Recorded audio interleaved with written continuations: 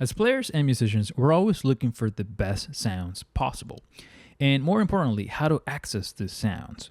At least for me, when I listen to my favorite players, they have this thing. It's like a sonic consistency. They always play the right stuff. They have the best phrases. They have the best sounding melodies. It's like they have access consistently to the highest quality possible sounds on their instrument. That's why, as a player, in my development, I quickly ditched the scale mentality. I quickly realized that they were too complicated. There were too many options. They were like a watered down version of a good sound, in my opinion. They sounded weak. It was like, giving somebody a scale to play something was like saying, here's the alphabet. Can you create some poetry? Can you write a poem? It was like, it was the land, but not really the gold mine. Now, don't get me wrong. I do think scales are useful. And it's important to practice some scales, and they show you tonality, they show you keys, and I plan to make videos on how I approach scales. But I don't think it's the best way to show somebody this extremely high quality sonic consistency that I'm talking about. Think of your scales as your processed OJ. It has a lot of sugar, chemicals, and then think about what I'm about to show you as the actual orange, a real healthy orange. We're looking for harmonic gold mines here. There's no time to waste. And that leads me to say, too, that as players, we don't think. When you're playing, you don't have time to think. I think scales are preparing you to think a lot as a player when you actually play. And the stuff I'm about to show you enables more that thoughtless process, that instinctive process that we need as players. So I'm talking about triads. Triads are the most important chords in music. Everything, it's the only chord that really matters, because complex chords become really simple triads. They're boiled down to the essence of these complex chords is usually boiled down to a simple triad that contains the best sounding notes. So the purpose of this video is to show you how to master triads on the guitar, which is a very difficult task because we're dealing with the fretboard. We all know how complex the fretboard is. So I'm going to show you how I prepare, how I practice triads so that they actually start working for me over time, right? I'm a big fan, and pretty much all of my approach is about simmering stuff over time so that it actually works. It's not about patterns. It's not about a quick thing. It's about developing a process that over time, it starts actually working organically in a truthful, deep way for you as a player, okay? So the purpose again here is I'm going to show you my system to learning all of the triads and how you have to organize them, because that's the most important part. I find that a lot of players don't know how to organize the system. So they're not very clear on how to access those sounds, and over time they don't really learn them deeply as we want. But before we do that, I want to show you how to transform the chords into triads, because it's also the point of this video, to show you how the triad can produce the best sounding stuff. Okay, so when you're playing in a band, you have to understand how harmony works. You have the bass player and the drummer, right? Those guys are going to be playing the context, the rhythm section. They're going to provide the ground for the whole thing. The accompanists, maybe you have another guitar player or a piano player. Whoever's playing chords is going to be providing the chords. Let's say G major 7, E minor 7, whatever the chord progression is. But you as a soloist, you don't play those changes. Because if you end up playing the same changes as a soloist, right, you're going to sound redundant, and you're going to play stuff that doesn't have a lot of harmonic quality. That is because of the way harmony is structured. Let's say you have a chord like G major 7, right? So this chord, in terms of the formula of the chord, would be G, which is the root, B, the third, major third, D, which is the 5th, and then F sharp, which is the major 7. The root is providing the context for the chord. It's telling us this is what key we're in. We're in G major 7, or this is the chord G major 7, right? But that's all the root's doing. If you're playing by yourself, then the root becomes important. You have to give us a context, right? Like if I'm playing a tune and I'm in G, I'm gonna have to do something like to establish the key, right? Play that G major 7 chord.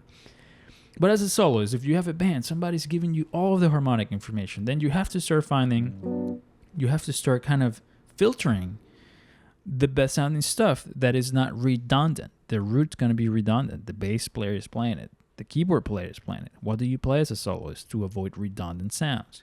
You have to look at the top of the chord. You get rid of the bass, and you get this. You see a triad.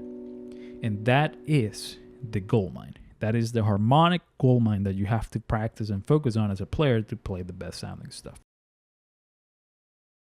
So when you have G major 7, you don't play any G related things. You play B minor related things, and you go from there. Okay, so the sounds there would be stuff like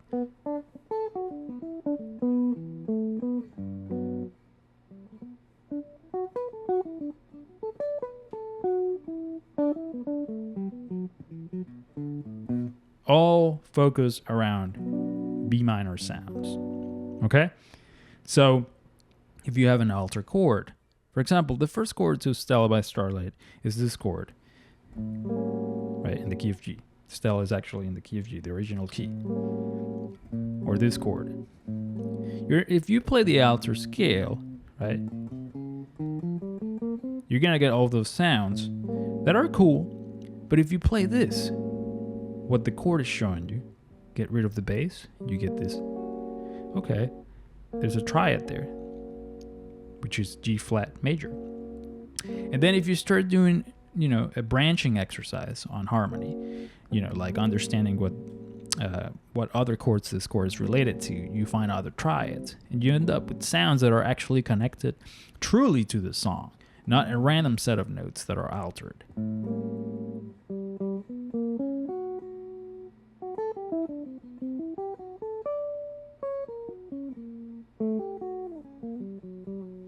Right? Those are the sounds that the chord is teaching me.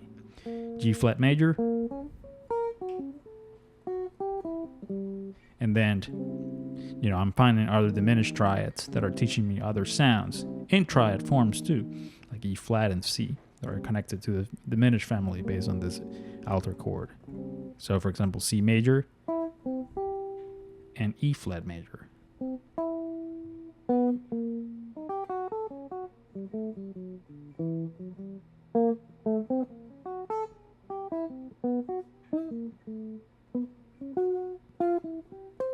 That's all based on the sounds I'm learning here. Anyway, so let's say you have a minor chord, G minor. As a soloist, the best sounding stuff you're going to find is not based on G things. It's based on B flat, because you find a B flat triad here. Okay? So your sounds.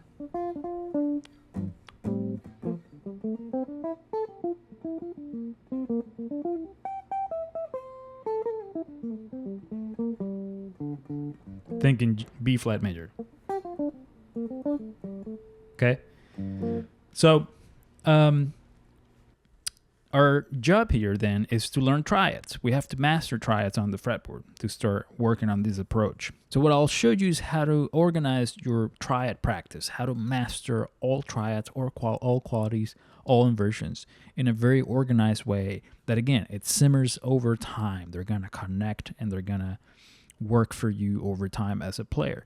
So what we'll do is we'll create sets of strings. The first set will be 1, 2, 3 strings, E, B, and G. Then we'll have a second set, which is B, G, D. The third set will be G, D, A. And the fourth set will be D, A, E. Okay? The goal is to learn the main qualities, which are major, minor, diminished, and augmented. All of the inversions, root 3-5, which is root position, 3-5 root, first inversion, and then 5 root 3. On all sets, all keys. So let me show you. Let's pick a key. That's the first thing. You got to pick a key to work on. Let's pick C. So what I'll do is on the first set, I'm going to try to find the first note in the C major triad on the bottom string of the set. So that would be G, right? That is the bottom string of my set. And I'm trying to find the first note I can find in the C major triad. The notes in the C major triad are C, E, G. What is the first one I can find? It's G, right? So if it's G, which is the fifth for the chord, when the fifth is at the bottom, what inversion is it? So you have to know your inversions. It is the second inversion because it's 5 root 3. That's the order. And we'll try to put that order in the set. 5, root, and then 3. Okay? So from there, what we're going to try to do is cycle through each quality, major, minor, diminished, augmented in that order on each inversion. So we're right here on the second inversion. Can we go to minor? No, because we would have to detune the string, the E string. So we skip that quality. Can we go to diminished? No, because we would have to detune, first of all, the E string and the G string. So you have to know your formulas for these triads. Major is root 3, 5, root major third, perfect fifth. Minor is going to be root minor third, perfect fifth. Diminished is a minor triad with a flat 5. And augmented is a major triad with a raised 5. So again, you have to know your inversions and your triads before you practice your triads. So we can't go to minor, we can't go to diminished. And then can we go to augmented, which is a major with the raised 5th? Yeah. Right? So I just raised the 5th from G to G sharp. Done. That's all we can do there. What's next? There's no third inversion for triads, so we go to the root. Okay, so here's the root position. Root 3, 5. Let's do minor. Flat the third, right? Flat the fifth from the minor to get to diminished. And then to go to augmented, reset back to major, and then raise the fifth. Okay? Now, I love this system because it's asking of you to know what you're doing. You're not going to get to minor if you don't know what the difference is between the major and minor triad and where that note that you need to change to make the difference is in the inversion. So it's demanding of the student and the player, do you know what you're doing at all times? Do you know what inversion you're on and what that means? Do you know what these notes are, like in terms of, is it the third, the fifth? And do you know what you need to change to reach that new quality? Okay, so major, minor, diminished, augmented. You're not, if you haven't done this before, you're not going to be able to do it in autopilot. Over time, you get to know them so well that you're not thinking anymore. You just know these sounds. But you went through the process of thinking about what you were doing, right, to reach that point. So after root position, we go to first inversion. So E at the bottom, which is at the bottom of the set. And then we line it up. E, G, C, which is the first inversion. 3, 5 root. Go to minor, flat the third, which is at the bottom. E flat, G, C. Say the notes out loud of the triads you're playing. For minor, let's go to diminished. Flat the fifth, which is in the middle in this inversion. So that's E flat, G flat, C. And then finally, augmented. Reset back to major and raise the fifth. Now we're in second inversion here, which we couldn't do fully when we were there. So major, flat the third, which is at the top in this inversion. Diminished, right? Flat the fifth there, and then augmented. And then you can keep going as far as you want on the guitar, especially if you're playing electric. And then what I do is come back and redo them like that. Not autopilot again. Try to think about what you're doing. And again, it's unforgiving. It's not gonna. If you move the wrong thing, you get the wrong sound. You're practicing voice leading by doing it in this way. You know, understanding what note changes from quality to quality. So after that, we go to the second set and do exactly the same thing. We're in the key of C. Look at the bottom string of the set. In this case, it's D. And then try to think, okay, What is the first note in the C major triad that I can find on the D string? Is it D? No. Is it D sharp or E flat? No. Is it E? Yes. What is E for C? It is the third. What happens when the third is at the bottom? It is the first inversion. So you have to line up 3, 5 root. And from there you go minor, flat the third. Can you do diminished? No, because you would have to detune the G string. So skip that, and then you go to augmented, which you can do because you raise G to G sharp. After first inversion, second inversion. Go to minor, flat the third, which is at the top, flat the fifth, etc. Right? Then you go to root position here, and then you do all sets, and that's one key. What do you do next?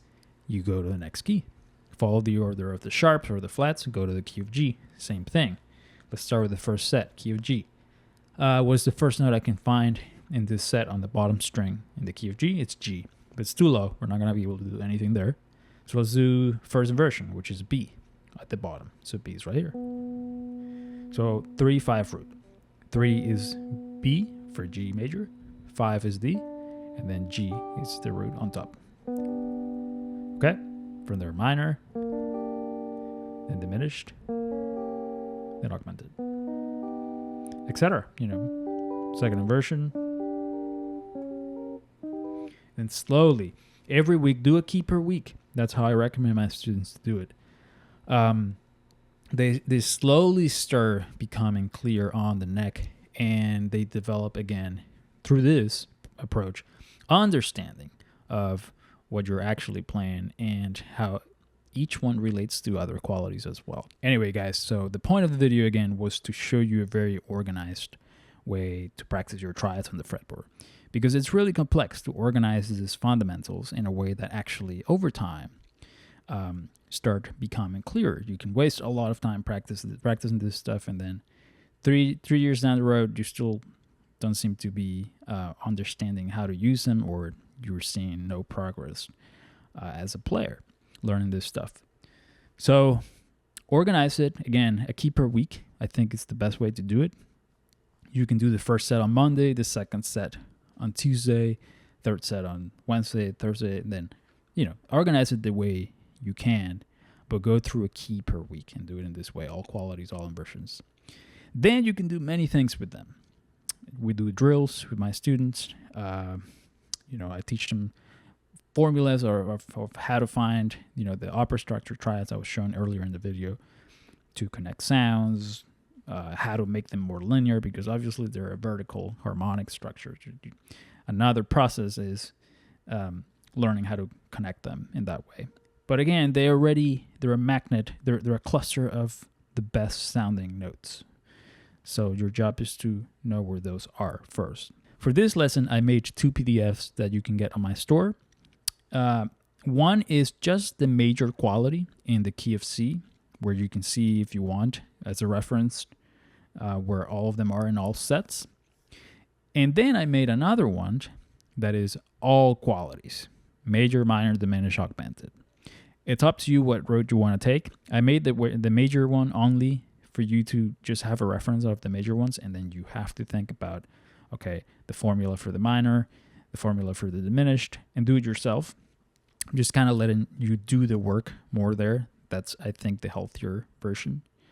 And then if you just want to have all of the qualities for reference, then I made the other PDF with all of the qualities. If you're interested in lessons too, please shoot me an email. I have space for some more students availability. So just send me an email and reach out what your goal is, what you want to study.